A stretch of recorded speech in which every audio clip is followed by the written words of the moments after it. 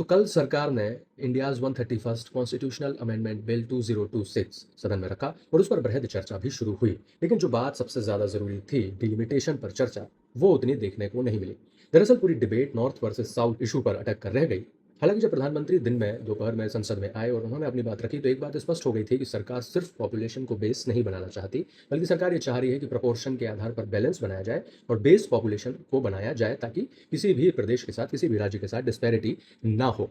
शाम को जब गृह मंत्री अमित शाह ने अपने नंबर्स दिए और उन्होंने बताया कि साउथ का जो कोर साउथ बेल्ट है, जिसकी अभी संख्या 129 है 543 सीटों में, वो जब 816 सीटें हो जाएंगी तो वो संख्या बढ़कर 192 193 तक जाएगी।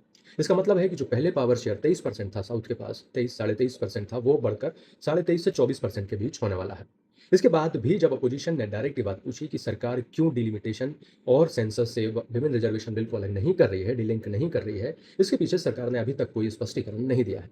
मुझे लगता है कि दरअसल सरकार ये चाहती है कि अगर इसी बिल के साथ 543 सीटों में ही विमेन रिजर्वेशन बिल दिया जाता है, तो इससे कई सारे नुकसान देखने को मिलेंगे।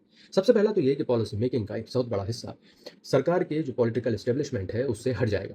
दूसरा ये कि कई हाई प्रोफाइल लीडरशिप एस्टेब्लिशमेंट पूरी तरह से डिसमेंटल हो जाएंगे। मुझे लगता है कि सरकार इससे भी बचना चाहती है। दूसरा, सरकार इंटरनल कॉन्फ्लिक्ट से भी बचना चाहती है। हर पार्टी में वो इंटरनल कॉन्फ्लिक्ट देखने को मिलेगा। दूसरी चीज ये कि सरकार ये चाहती है कि जब 816 सीटों को बढ़ाया जाए डिलिमिटेशन के बाद, तो सरकार एक नई वोटर क्लस्टर बनाकर, एक नया पॉलिटिकल रीजन बनाकर उसे महिलाओं का रिप्रेजेंटेशन देना चाहती है, ताकि सरकार के पास एक मोरल हाई ग्राउंड भी हो और सरकार के पास, जो कल प्रधानमंत्री ने अपनी बात में भी कही कि संसद सिर्फ संसद से नहीं बल्कि पंचायतों से भी चलती है, वहां से लेकर संसद तक का एक रिप्रेजेंटेशन, सरकार नया रिप्रेजेंटेशन तैयार करना चाहती है महिलाओं का। तीसरी बात यह है कि जो सबसे खास बात जिस पर ज्यादा चर्चा नहीं हो रही, वो ये कि सरकार चाहती है, जानती है कि अगर महिलाओं के रिजर्वेशन से हटाकर डिलिमिटेशन को लाया गया तो ये बिल कभी पास नहीं होगा। इसलिए सरकार विमेन रिप्रेजेंटेशन की आड़ में डिलिमिटेशन को आगे लाना चाहती है, ताकि जो पॉलिटिकल फ्रीज, जो पॉपुलेशन फ्रीज 1975 का है, उसे खत्म किया जा सके और डिलिमिटेशन को पॉलिसी मेकिंग का हिस्सा बनाकर कभी भी एक्टिवेट की जाने की क्षमता सरकारों के पास लाई जाए।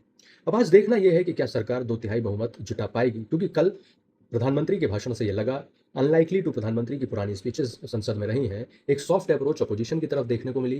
प्लस उन्होंने इस पूरे डिबेट को एक प्रयास किया कि पावर पॉलिटिक्स से हटाकर बल्कि moral high ground, emotional moral high ground पर लेकर जाया जाए, ताकि अपोजिशन और पूरे देश की महिलाओं को यह मैसेज जाए कि कब तक हम महिलाओं के रिजर्वेशन को आगे टालते रहेंगे। क्योंकि अगर अभी यह बिल पास नहीं हुआ तो फिर यह बिल 2029 के बाद पास होगा।